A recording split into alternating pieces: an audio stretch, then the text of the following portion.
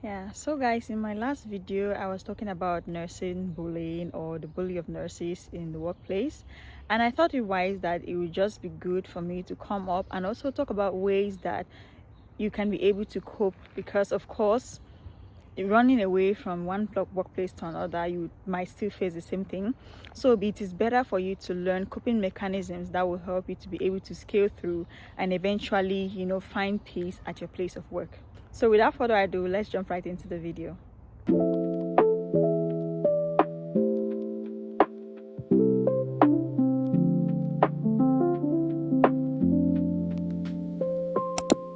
It, this might not actually be a very common idea, but the ability to be able to overcome bullying actually starts with the victim or with you rather than the person who bullies you. If you watch my last video about me being bullied as a new grad nurse, here is the update you'll be waiting for because I didn't allow that experience to break me, but then I discovered better strategies to cope and continue working as a nurse because it's my passion. And I'll be sharing some of those coping mechanisms with you today. In no particular order, so they are just random. And I want to also say that each coping mechanism can be unique for every person, but if you find that some of these coping mechanisms can help you, then please go ahead and use them.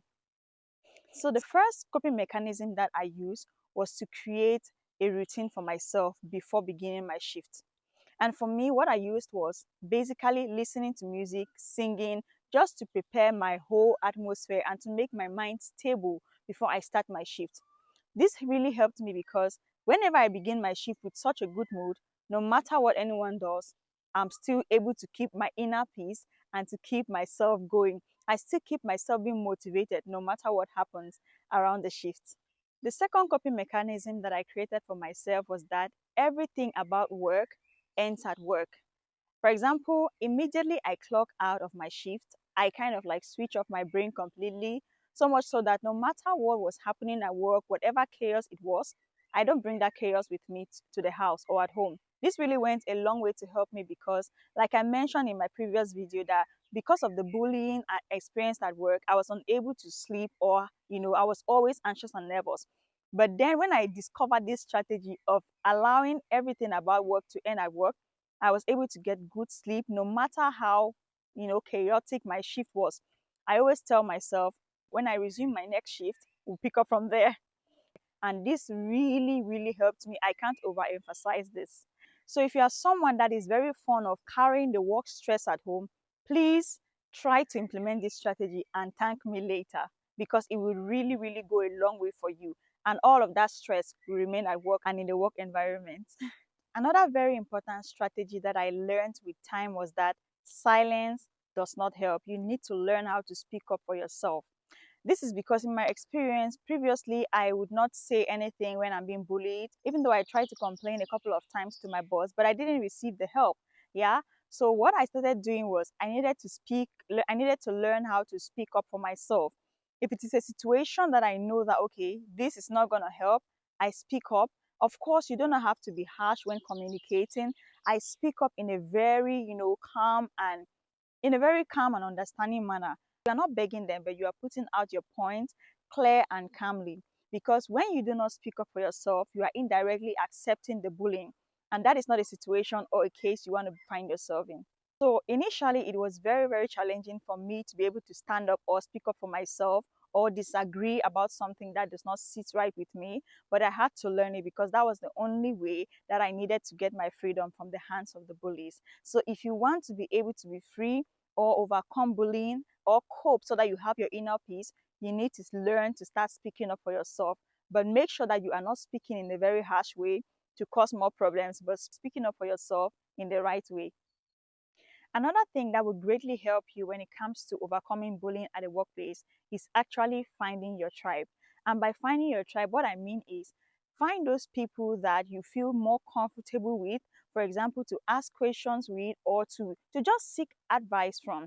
Because definitely not everyone at the workplace is a bully. So just find your tribe, and that will go a long way. Because there are times that probably you will need some support or you need someone to intervene or to speak on your behalf. Those are the people that you'll be able to call, or those are the people that will be able to intervene for you. So definitely look around your community, find your tribe, and I believe it would really help you in overcoming bullying. and so that you will not run out of the workplace, but you'll be able to stay and be a better nurse in the future. The last but not the least point I'm going to talking about is for you to build your confidence. And by building your confidence, of course, I know that as a new grad nurse, there are so many things you need to learn.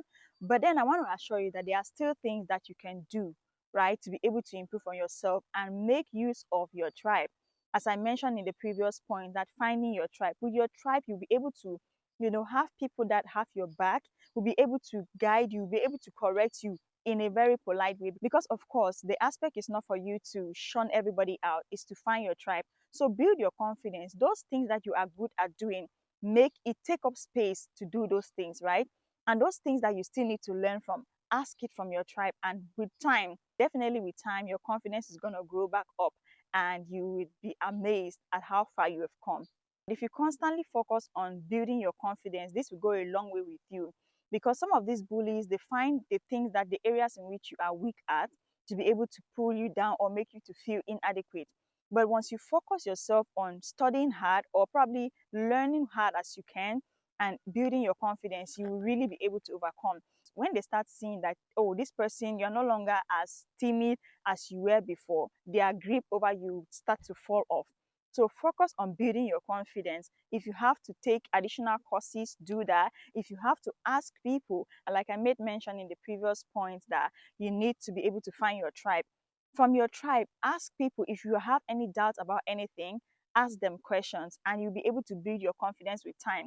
So much so that when these people try to talk behind your back or bully you or do anything, you will really not feel so much of it, because why? You have been able to build your confidence and stand on your own feet. I hope you're going to implement one or two things from this video, and I really hope that you are able to overcome bullying at the workplace. Let's keep pushing this video so that other new grad nurses or nurses in general who are actually facing bullying at work, we can be able to speak up, and hopefully there will be a change in the near future. Thank you so much for watching this video. Make sure to put your comments in the comment section below, and until then, I'll see you in my next video.